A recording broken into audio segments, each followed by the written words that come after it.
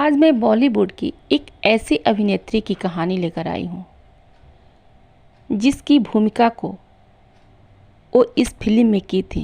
वो हर कोई भावुक हो गया था। उनकी हर अभिनय हकीकत की थी।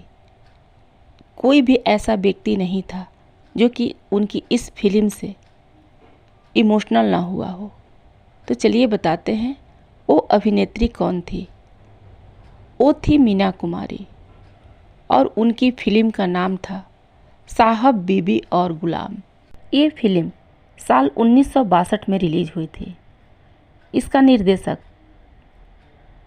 गुरुदत्त थे और इसमें मुख्य भूमिका निभाई थी मीना कुमारी, गुरुदत्त, वहीदा रहमान।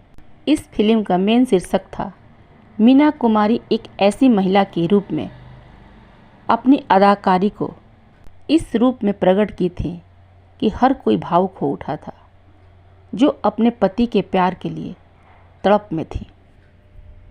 कला एक ऐसी चीज़ होती है कि अक्सर जीवन की सच्चाई को दर्शाती है, जो प्यार, अनुशासन और निराशा की एक दुखद भविष्यवाणी बन जाती है। लीजेंडरी अभिनेत्री महजबीन अलविस, जिन्हें उनके जीवन में दो और नामों से जाना जाता है, जिसमें कि उनका एक नाम उनका भाग्य बन गया। महजबीन ने पहली बार कैमरे के सामने केवल 4 साल की उम्र में ही कदम रखा था। अपनी मां की विरासत को आगे बढ़ाते हुए जो स्वयं एक अभिनेत्री बन गई थी। उनकी चौथी फिल्म थी एक ही भूल। उसके बाद निर्देशक विजय भट्ट द्वारा उनका नाम पड़ा बेबी मीना। स्क्रीन पर वही नाम उनका रह गया और पूरी उम्र उनको मीना कुमारी के नाम से ही जाना गया। साल 1940 के अंत तक मीना कुमारी एक नन्ही खूबसूरत लड़की बन गई थी, जिनका चेहरा हल्का गोल मटोल और आंखें चमकदार थे। उनकी मासूमियत और आकर्षण से प्रभावित होकर निर्देशक उन्हें रोमांटिक, म्यूजिकल और कॉमेडी फिल्मों में जल्द ही कास्ट करने लग गए थे।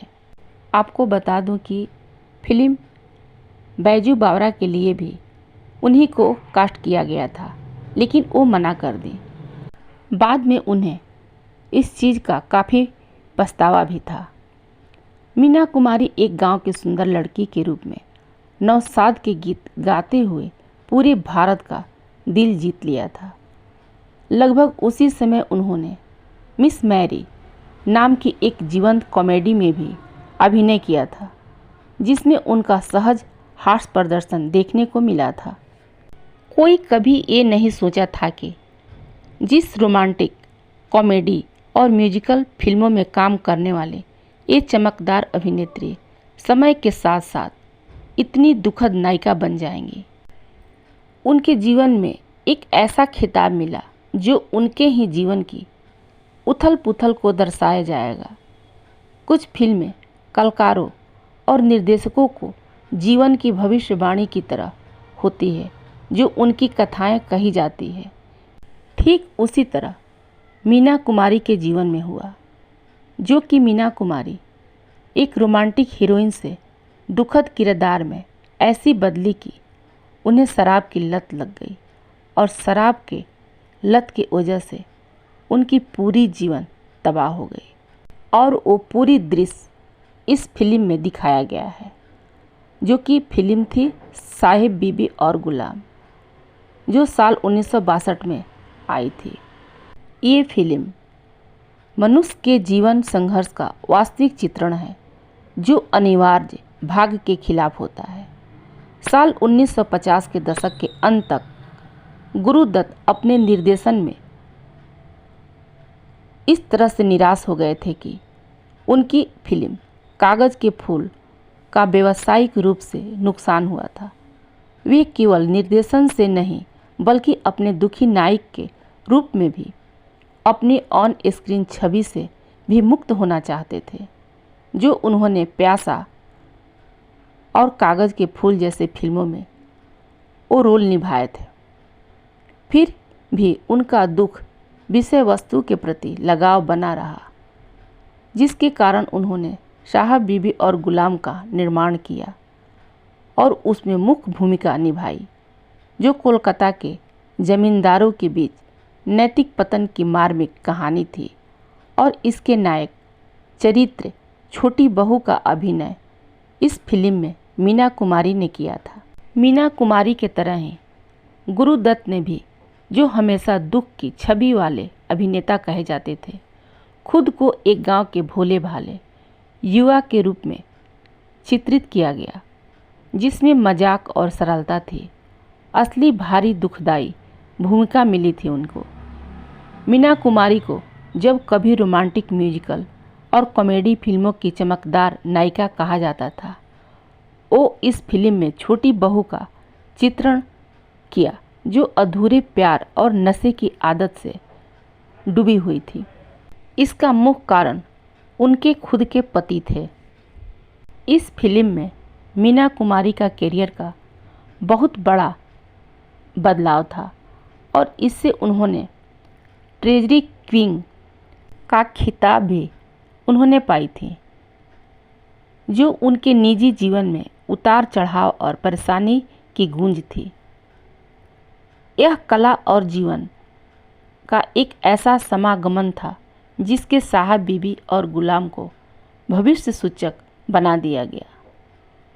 मीना कुमारी की छोटी बहू का रोल अपने दुखी आंखों और नाजुक अदाओं के साथ कलाकार के अपने संघर्षों जैसे प्रेम, हानि और नशे का एक प्रतिबिंब बने। मीना कुमारी हर किसी को इमोशनल कर दी। गुरुदत्त भी अपनी फिल्म के दुखद पहलुओं से बच नहीं पाए। उनकी हास्य भूमिका उनके जीवन के भीतर छिपी उदासी को छिपा नहीं सकी। इन दोनों ने मिलकर एक ऐसी फिल्म बनाई जो उनकी निजी परेशानियों की छाया के साथ साथ उनकी कला की प्रतिभा को मिला।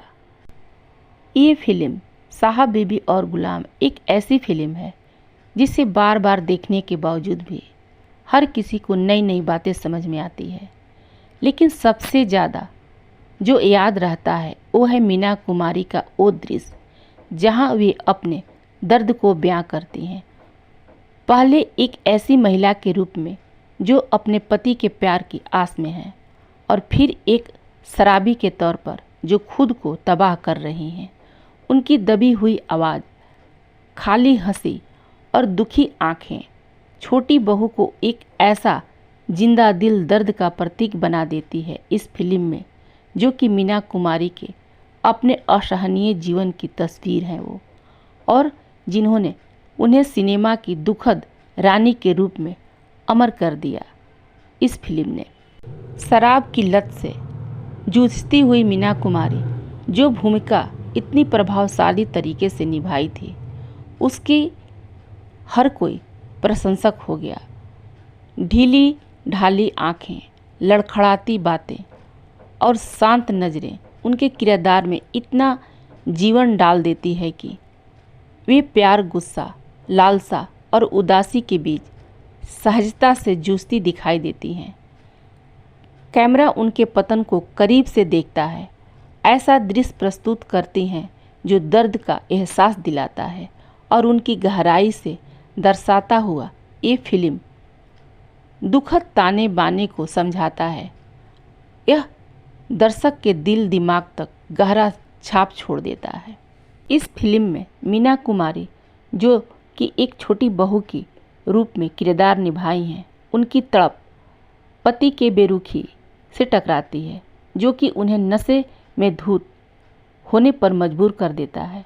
छोटी बहू अपने पति से, जो रहमान ने बेहद सुदृढ़ और बेरहमी से उनके साथ पेश आता है, और मीना कुमारी बार बार यही चाहती हैं अपने पति से कि वह उनको छोड़कर न जाए। और उसी पर एक गाना होता है जो कि वो गाना हर किसी को इमोशनल बना देता है। आज भी वो गाना हर किसी को काफ़ी पसंद है जो पुराने गाने के शौकीन होंगे।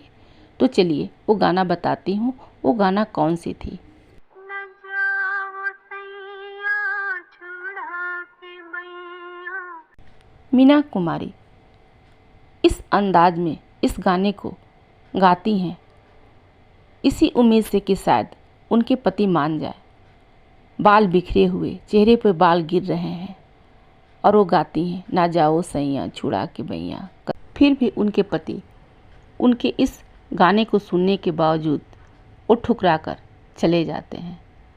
इस बात पर मीना कुमारी रोती नहीं है, बल्कि ज़ोर ज़ोर से वो हंसती हैं और दर्द भरे आंसू बहाने लगती हैं। रहमान की संतुलित लेकिन खतरनाक मौजूदगी मीना कुमारी की नाजुक स्थिति को और भी गहरा कर देती है, जिससे उनका अभिनय दर्शकों को हिंसा से अनुभूति कराता है। इस सीन की साफ सुथरी कैमरा शूटिंग और हेमंत कुमार के उदास संगीत ने मीना कुमारी के भावनाओं को और भी अधिक प्रभावशाली बना देता है इस फिल्म में। सच कहिए तो मीना कुमारी के लिए यह पल और यह मूवी केवल उनके लिए एक अभिनय नहीं था, बल्कि उनके अपने टूटे रिश्ते का दर्द भरा एक प्रतिबिंब था। उनके जीवन की उलझनों को दर्शाने वाला ये फिल्म दर्पण था। उनका विवाह कमाल आरोही से हुआ था, जो कि मशहूर फिल्म पाकीज़ा के डायरेक्टर थे, जो कि विफल हो चुका था। एक समय जब यह रिश्ता रचनात्मक सोच का मेल था, वह धीरे धीरे बिगड़ता चला गया, क्योंकि कमाल की मालिकाना स्वभाव और सख्त नियम जैसे नई फिल्मों पर हस्ताक्षर करने की मनाही और देर तक बाहर न रहने देना मीना कुमारी के लिए एक सबब था। उनके आत्मविश्वास को दबा दिया था। बात बात पर मारपीट करना, झगड़ा करना, यहाँ तक कि एक बार कमाल आरोही के सहायक ने मीना को थप्पड़ भी मारा, जिससे वे उनका घर छोड़कर चली गईं और डिप्रेशन में रहने लगी और उन्हें शराब की लत लग गई। उसके बाद धर्मेंद्र के साथ उनका रिश्ता फूल और पत्थर जैसी फिल्मों के दौरान बना, बल्कि थोड़ी राहत लेकर आया। यह रिश्ता भी ज़्यादा दिन नहीं चल सका, क्योंकि छोटी बहू और गुरुदत्त के पात्र भूतनाथ के बीच जैसी गतिशीलता थी। मीना कुमारी ने धर्मेंद्र का मार्गदर्शन किया और उनके टैलेंट को संजोया, लेकिन उनके अफवाह वाले प्रेम संबंध, जिसे धर्मेंद्र ने खारिज किया, टूटे दिल का कारण बने। यह ठुकराव साथ ही उनकी बिगड़ती सेहत और वित्तीय संकट ने उनकी दुखद मौत का कारण बना, क्योंकि उनका 38 साल की उम्र में उनको लिवर सिरोसिस से मौत हो गई। उन्होंने एक ऐसी विरासत छोड़ी जो चमकदार और दुखद दोनों थी। साहब बीबी और गुलाम केवल कहानी नहीं, बल्कि मीना कुमारी और गुरुदत्त के बीच एक त्रासदी के प्रति साझा का लगाव प्रमाण पत्र है। फिल्म की भव्य छवियाँ, आत्मा छू लेने वाला संगीत और अब्राल अलवी का सूक्ष्म निर्देशन गुरुदत्त की देखरेख में इंसानी कमजोरियों का एक कालमयी गीत बने। साथ ही गुरुदत्त भी अपनी दुखद प्रेरणा से बच नहीं पाए और उनका भी असमय निधन हो गया। साथ में उन्होंने भी एक ऐसी फिल्म बनाई जो आज भी दिलों को छू लेती है। यह याद दिलाती है कि कुछ तस्वीरें उन सितारों में लिखी जाती है जिन्हें वे पर्दे पर दर्शाते हैं, जो कि उनका जीवन का हकीकत होता है। मीना कुमारी और गुरुदत्त के जीवन से जुड़ी बातों को और इस फिल्म को जानकर आपको कैसा लगा? यदि अच्छा लगा हो तो इच्छा करे तो लाइक और सब्सक्राइब कर दीजिएगा। Thank you.